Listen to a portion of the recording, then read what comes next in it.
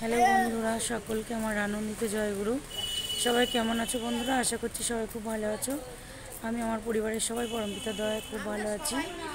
তো আজ দেখো বন্ধুরা, সব আমরা দল বেঁধে এসেছি কাল রাতে।